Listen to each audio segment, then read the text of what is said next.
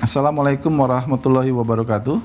Salam sejahtera untuk kita semuanya. Om Swastiastu, Nama Budaya, Salam Pancasila. Terima kasih atas kesempatan yang diberikan kepada saya selaku Kepala Badan Nasional Penanggulangan Terorisme untuk dapat memberikan sharing kepada mahasiswa-mahasiswi baru yang akan melaksanakan kegiatan program pengenalan kehidupan kampus bagi mahasiswa baru atau kegiatan PPKMB secara online untuk tahun akademik 2021-2022.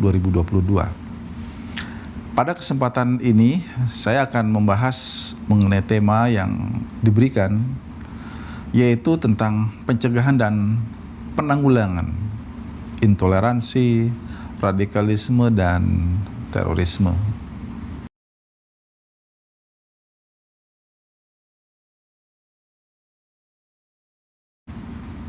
Sebagaimana kita ketahui bahwa Global Terrorism Index, respon PBB, dan indeks potensi radikalisasi,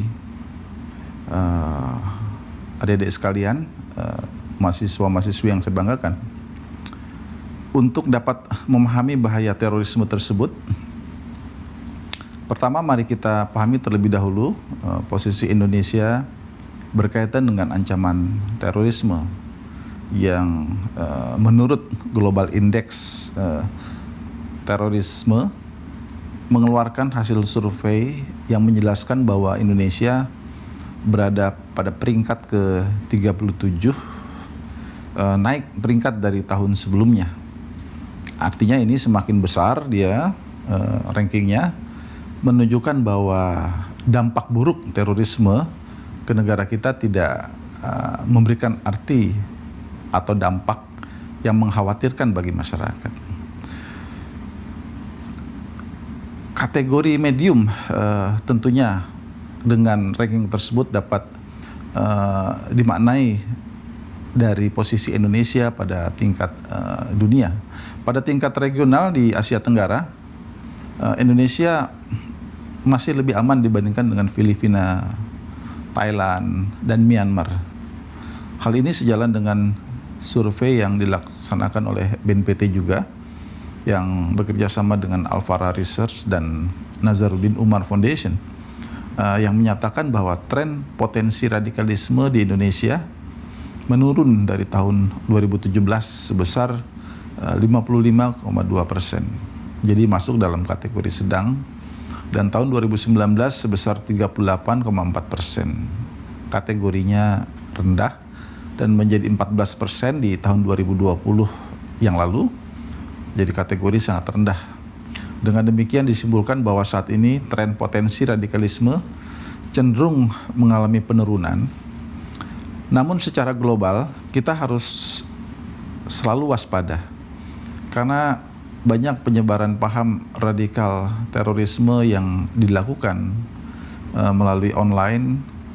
Hal ini juga diserukan oleh Perserikatan Bangsa-Bangsa dengan mengeluarkan resolusi nomor 2532 pada tanggal 1 Juli 2020 yang lalu dalam rangka menjaga perdamaian dan keamanan internasional di masa pandemi.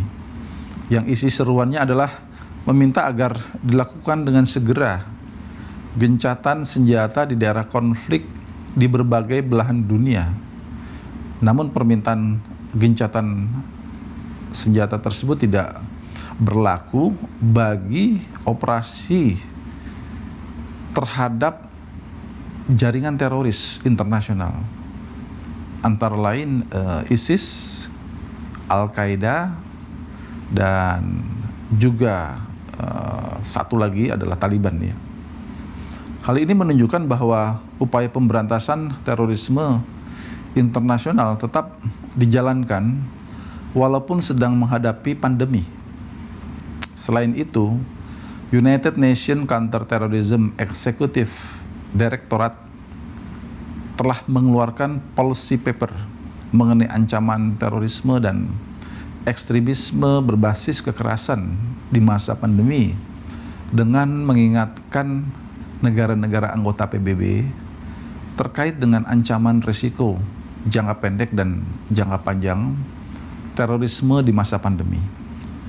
Dari policy paper tersebut, dua hal yang menjadi fokus utama penanggulangan terorisme, yaitu satu, fokus pada upaya penanggulangan terorisme terkait penyalahgunaan internet atau misuse of cyberspace oleh kelompok jaringan teroris. Dalam hal ini merupakan naratif yang dikumandangkan, disebarluaskan oleh jaringan teroris. Jadi ini sebuah propaganda. Upaya negara untuk menangani kekecewaan di masyarakat yang dapat menjadi pemicu radikal terorisme dengan fokus utama pencegahan dan pendekatan lunak atau soft approach. Komposisi penduduk dan penetrasi pengguna internet di Indonesia. Adik-adik mahasiswa yang saya banggakan, pada tahun 2021 ini Indonesia telah memasuki fase bonus demografi. Kita tahu bahwa fase bonus demografi ini bisa berlangsung sampai 2045 yang ditandai dengan jumlah penduduk usia produktif di rentang usia 15 sampai 64 tahun yang lebih besar dibandingkan dengan penduduk usia non produktif. Menurut sensus BPS tahun 2020, jumlah penduduk Indonesia saat ini didominasi oleh generasi Z, lahir pada kurun waktu tahun 1997 sampai 2012 dan generasi milenial, generasi sebelumnya, yaitu lahir pada tahun 1981 sampai dengan 1996. Jumlah generasi Z sendiri berdasarkan sensus hari ini berkisar di angka 74 juta jiwa, setara dengan 28% dari total populasi sementara. Generasi milenial mencapai 69 juta atau sekitar 26% dari total populasi kedua generasi ini. Merupakan kelompok yang tumbuh dan berkembang pada saat era digital. Jadi digital generation bisa disebut seperti itu, berkembang pesat sehingga sangat cepat beradaptasi dengan teknologi informasi. Semua kita sangat tergantung hari ini dengan sarana teknologi informasi yang kita miliki masing-masing. Oleh karena itu, kedua kelompok generasi ini menjadi penting dalam menggerakkan roda pembangunan nasional, sekaligus tentu kepada kelompok generasi ini adalah generasi pemuda-pemudi yang akan menjadi penentu bagi masa depan Indonesia. Namun demikian, kita dihadapkan pada sebuah tantangan di era digital pada tahun 2021 di mana penetrasi pengguna internet yang hari ini jumlahnya 202 juta pengguna di Indonesia atau sebanyak 73% dari total penduduk Indonesia yang berjumlah 274 juta jiwa. Pada aspek produktivitas, tentunya perkembangan era digital ini sangat membantu dalam menyelesaikan hambatan jarak dan waktu. Dunia menjadi global village, tetapi jika penggunaannya tidak dibekali dengan literasi yang baik, etika, pemahaman hukum yang baik, dan bijak dalam pemanfaatan informasi, tentu hal ini dapat menjadi ancaman yang dapat menimbulkan sebuah kondisi yang tidak baik, bahkan mengarah kepada konflik di antara sesama anak bangsa, sampai kepada terjadinya disintegrasi bangsa kita. Intoleransi, radikalisme, dan terorisme. Memahami terorisme dari hulu, kita perlu mewaspadai tentunya berkaitan keberadaan dari kelompok intoleran yang memupuk tumbuh kembangnya radikalisme bagi para anggotanya hingga terlibat dengan kelompok teror. Dalam hal ini kelompok intoleran membangun fase radikalisasi yang dijabarkan ke dalam beberapa fase hingga terlibat pada kegiatan kekerasan atau bahkan mengarah kepada terorisme. Jika mengacu pada hal tersebut, maka kelompok intoleran ini tidaklah secara langsung terafiliasi dengan kelompok teror, namun membentuk dan mempersiapkan individu yang membangun keterikatan dengan ideologi tertentu hingga kemudian dapat menumbuhkan fase radikalisasi dan mengglorifikasi kegiatan-kegiatan yang dapat menjadi katalisator bagi individu untuk bergabung dengan kelompok jaringan teror. Melalui piramida model radikalisasi, Diego Muro menjabarkan kelompok-kelompok intoleran ini sebagai hulu yang akhirnya bermuara pada kelompok teror di hilir. Pada piramida tersebut, simpatisan memiliki jumlah yang lebih banyak daripada kelompok teror. Kelompok pendukung pada bagian tengah merupakan kelompok yang dapat dikatakan sebagai kelompok radikal, dan kelompok ini pola pergerakan organisasi dilaksanakan melalui beberapa tahapan. Di antaranya adalah cara 5 penyampaian dan pembingkaian gagasan kepada masyarakat dalam kegiatan yang diselakan sebagai sebuah framing, mobilisasi sumber gerakan, mobilizing, dan pengambilan keputusan atau decision making. Di Indonesia sendiri, kelompok intoleran, radikal, dan teror dapat dibedakan lebih detail sebagai berikut. Kelompok intoleran, kelompok ini memiliki 3 komponen, yaitu ketidakmampuan menahan diri untuk tidak menyukai individu atau pihak lain, sikap mencampuri dan atau menentang sikap atau keyakinan orang lain, dan dengan sengaja mengganggu kelompok orang lain. Kelompok intoleran dapat dipahami sebagai kelompok yang menghimpun komponen intoleransi tersebut. Diego Durgo menyebutkan bahwa pada tataran sympathizer, mereka setuju dengan penyebab yang menjadi landasan kelompok teror. Hanya saja mereka tidak menyetujui kekerasan yang dilakukan oleh para teroris.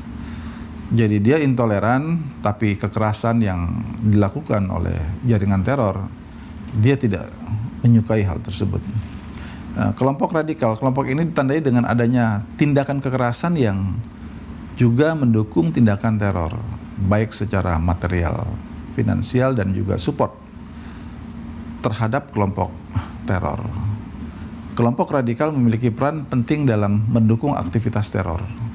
Pada kelompok ini, individu sudah pada fase radikalisasi dan menunggu adanya katalis event atau fenomena katalisator yang memantik individu sehingga akhirnya memutuskan untuk berbagi atau menggabungkan diri dengan kelompok teror.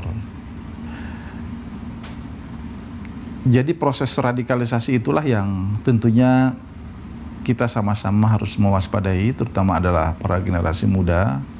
Oleh karena itu janganlah kita dengan mudah begitu percaya pemanfaatan atau informasi di dunia maya ini dengan menerima mentah-mentah begitu saja setiap informasi, apalagi ini berkaitan dengan ideologi kekerasan, terutama ideologi yang dikumandangkan, disampaikan oleh kelompok jaringan terorisme melalui dunia maya.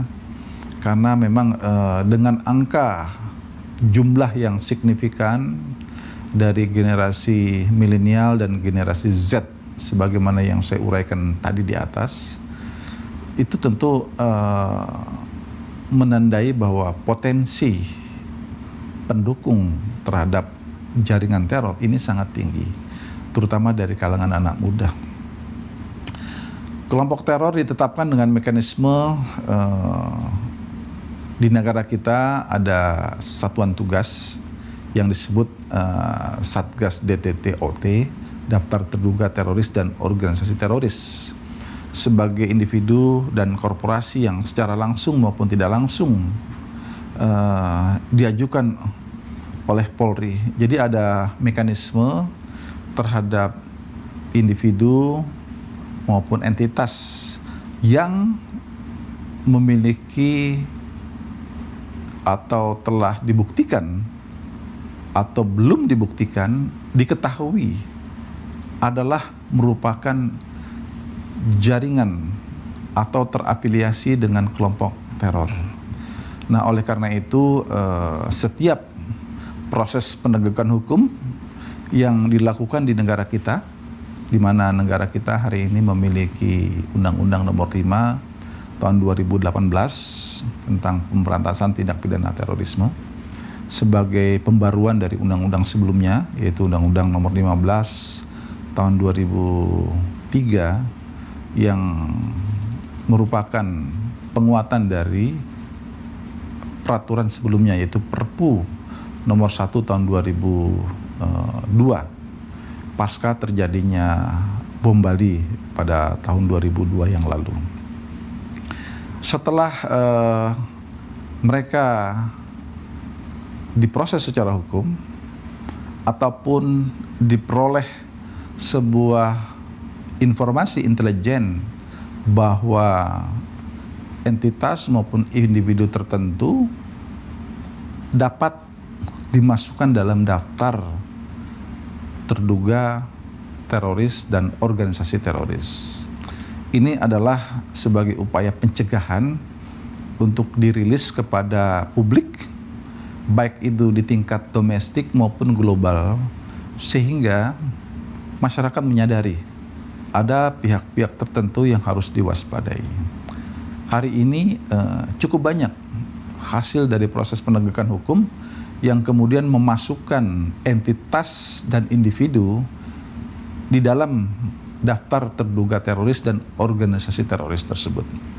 Jadi ini adalah sebuah proses dalam rangka memberikan akses kepada publik, sehingga tentunya publik menyadari, dan dengan adanya informasi tersebut kita harus terus sama-sama melakukan kolaborasi, kerjasama agar upaya-upaya penanggulangan terorisme ini dapat berjalan secara simultan, sinergi dengan kolaborasi, sehingga dapat menghasilkan sebuah kekuatan yang sangat maksimal bagi negara di dalam mengantisipasi kejahatan terorisme ini. Kejahatan terorisme yang diawali dengan suatu sikap radikalisme dan intoleran sebagaimana yang saya uraikan di atas. Pada umumnya hari ini kita di Indonesia khususnya diwarnai dengan propaganda dari kelompok jaringan teroris global yang terus mencoba memperoleh dukungan dari berbagai kalangan, utamanya dari generasi milenial dan generasi Z yang saya sampaikan. Karena propaganda seperti Al-Qaeda dan ISIS, di mana mereka adalah pengusung ideologi terorisme yang berindikasikan menyetujui kekerasan, anti kepada demokrasi, anti kepada konstitusi negara, bersifat menghalalkan segala cara, dan kemudian juga bisa mereka menyatakan bahwa kelompok yang tidak sejalan dengan mereka adalah sebagai yang mereka istilahkan sebagai kaum kafir, dan kemudian mereka perangi. Jadi ini adalah sebuah kondisi-kondisi karakteristik dari pengusung ideologi kekerasan, di mana yang kalau kita lihat juga memanfaatkan teks-teks dalam agama. Kita harus waspada dengan kondisi seperti ini, karena tentunya ini dapat menjadi sebuah informasi yang menyesatkan generasi muda Indonesia. Dalam hal mengantisipasi ini, Badan Nasional Penanggulangan Terorisme berupaya membangun sebuah kekuatan negara dengan tentunya mengedepankan tindakan yang bersifat soft approach dan hard approach. Yang bersifat soft approach tentunya kita harus membangun daya cegah dan daya tangkal masyarakat agar masyarakat kita memiliki kepedulian dalam melihat fenomena yang berkembang dalam masyarakat. Karena kita tahu bahwa mereka begitu masif menyebarluaskan paham-paham ideologi kekerasan ke dalam masyarakat, maka tentu masyarakat harus dapat diberikan informasi yang cukup.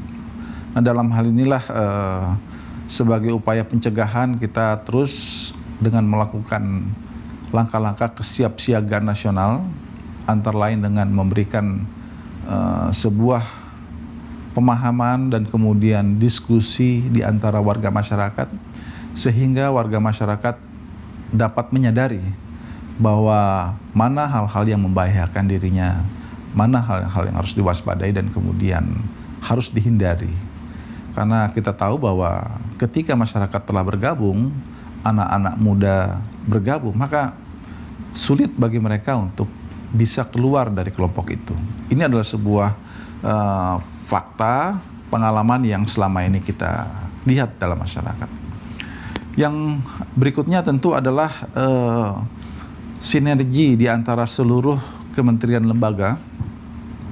Kita harus terus berupaya bersama-sama, karena kejahatan terorisme ini bisa masuk ke segenap elemen masyarakat kita, baik itu yang mereka berada dalam aparatur pemerintahan maupun dalam masyarakat, kelompok-kelompok entitas civil society. Makanya kita harus berupaya semua kementerian lembaga dan juga civil society kita bersatu padu agar upaya-upaya pencegahan bisa berjalan maksimal. Ini sudah terus kita lakukan dalam kegiatan-kegiatan yang tentunya dapat menjadi sebuah diskursus bagi semua elemen bangsa untuk menyadari tentang bahaya terorisme itu sendiri.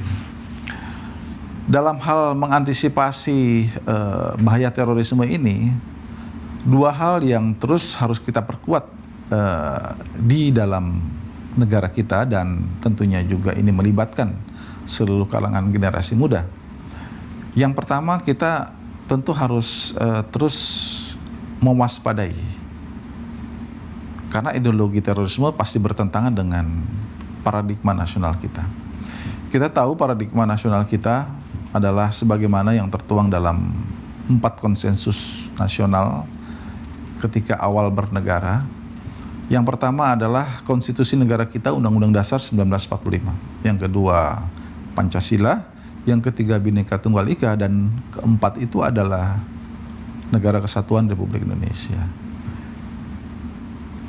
Ideologi yang ditawarkan oleh jaringan terorisme pasti bertentangan dengan paradigma nasional kita, bertentangan dengan konsensus nasional. Oleh karena itu, kita harus pastikan bahwa apapun yang mereka tawarkan, jika bertentangan dengan hal-hal yang saya sampaikan tadi, berkaitan 4 konsensus nasional, berarti itu adalah sesuatu kondisi yang tidak baik, merupakan ancaman bagi negara kita, merupakan nilai-nilai yang tidak layak untuk kita ikuti. Karena pastinya mereka memiliki agenda-agenda tersendiri, dan bahkan agenda-agenda itu adalah agenda kekerasan, yaitu perbuatan teror. Kemudian dengan penguatan nilai-nilai kebangsaan, kita berharap bahwa semua generasi muda, termasuk generasi Z, generasi milenial, adalah generasi yang juga memahami tentang bangsanya sendiri. Kalau kita tidak menyadari tentang bangsa kita, maka ini adalah sesuatu yang membahayakan. Maka bukan tidak mungkin kita menjadi generasi yang disorientasi.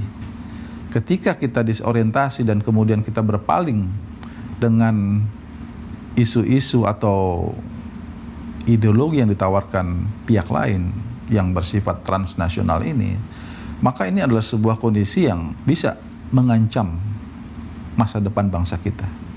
Oleh karena itu, kepada seluruh generasi muda, mahasiswa, mahasiswi termasuk di dalamnya, kita harus waspada dengan kondisi-kondisi penyampaian ideologi-ideologi yang tidak sejalan dengan paradigma nasional kita. Kemudian dikarenakan jaringan teror ini sering sekali, acap kali istilahnya, menggunakan teks agama di dalam propagandanya, maka kita harus senantiasa melakukan penguatan moderasi beragama. Nah, moderasi beragama ini tentu kita sebagai negara yang berdasarkan Pancasila, kita sangat mengedepankan sikap toleransi, sikap saling hormat menghormati di antara pemeluk agama lainnya, tidak mempertentangkan perbedaan agama di antara warga negara, bisa hidup berdampingan secara damai satu sama lainnya dan menghormati segala bentuk keyakinan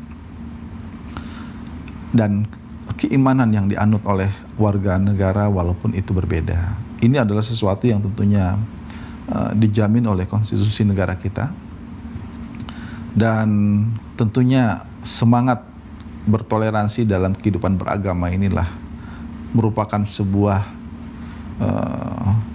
kewajiban bagi generasi muda di seluruh Indonesia untuk terus melestarikan semangat sebagaimana yang telah dituangkan oleh para leluhur kita, baik itu di dalam konstitusi negara kita maupun dalam nilai-nilai luhur ideologi negara kita, Pancasila. Badan Nasional Penanggulangan Terorisme terus ke depan akan tetap mengajak seluruh komponen bangsa untuk bersama-sama terus mewujudkan tujuan nasional kita. Yang pertama, tentu kita tahu bahwa tertuang di dalam mukadimah Undang-Undang Dasar Negara kita melindungi segenap tumpah darah dan bangsa Indonesia. Yang kedua adalah mencerdaskan kehidupan bangsa, memajukan kesejahteraan umum, dan kita bertekad turut serta mewujudkan perdamaian dunia. Ini adalah amanah konstitusi yang tentunya menjadi hal yang dapat kita pahami bersama dan kita implementasikan di masa kini dan yang akan datang. Itulah tentunya sebagai modal dasar kita sebagai bangsa Indonesia, yang tentunya apabila kita yakini nilai-nilai luhur tersebut akan menjadi modal besar bagi kita bangsa Indonesia untuk terus bergerak maju menjadi bangsa yang hebat, bangsa yang maju, bangsa yang tentunya memiliki karakteristik nilai budaya luhur bangsa kita, di mana kita memiliki semangat untuk hidup berdampingan secara damai, bergotong royong, tentunya untuk mewujudkan Indonesia yang harmoni. Ini adalah merupakan sebuah tanggung jawab bersama, terutama tentu kepada seluruh kalangan generasi muda. Hendaklah terus kita waspada dengan segala bentuk nilai-nilai yang tidak sejalan dengan nilai-nilai luhur bangsa kita, dan kemudian tetaplah terus bertekad untuk menjadikan bangsa Indonesia menjadi bangsa yang hebat. Mahasiswa, mahasiswi berperan sangat besar di dalam mewujudkan masa depan Indonesia yang lebih hebat. Tentunya Indonesia juga berada di tangan mahasiswa-mahasiswi semuanya di masa yang akan datang. Oleh karena itu kami berkeyakinan bahwa dengan semangat mencintai nilai-nilai luhur bangsa kita, kemudian mengimplementasikan apa yang telah disampaikan tadi mengenai 4 konsensus nasional yang merupakan paradigma nasional kita, maka kita akan bisa menjadi bangsa yang hebat, selamat dari berbagai ancaman, bahaya yang tentunya setiap saat bisa menghampiri bangsa kita. Terima kasih, selamat belajar, sukses untuk Anda semuanya, dan jangan kecewakan orang tua Anda, jangan kecewakan tentunya seluruh kerabat sahabat Anda yang menanti Anda untuk menjadi orang yang hebat. Terima kasih. Wassalamualaikum warahmatullahi wabarakatuh. Om Santi Santi Santi Om.